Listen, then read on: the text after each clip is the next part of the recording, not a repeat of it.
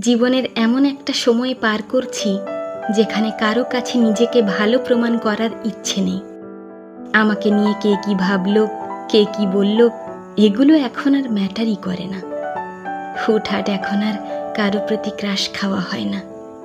নিয়ম করে অথবা আচমকা কিংবা কোনোভাবেই এখন আর কারো প্রেমে পড়া হয় না। কাউকে এখন আর ইমপ্রেস করার তাড়নাও জাগে না। যদিও কাউকে কোনোভাবে ভালো লাগে, তবুও প্রকাশ করতে ইচ্ছে করে না।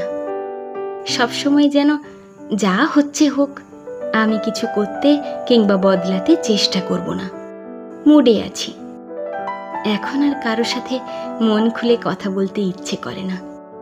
সারাদিন বকবক করা মানুষটি হয়েও যেন হঠাৎই বেশ শান্ত হয়ে গেছি।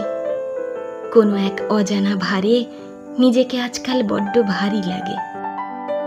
নিয়ম করে এখন আর কারো সাথেই চ্যাটিং করা হয় না। চ্যাটিংয়ের মন মানসিকতাই যেন একেবারে হারিয়ে গেছে।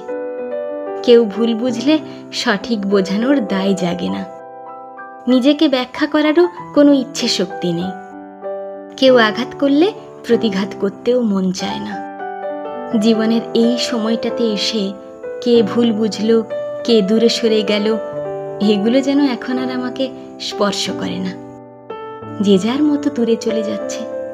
আমার যেন কিছুই করার নেই।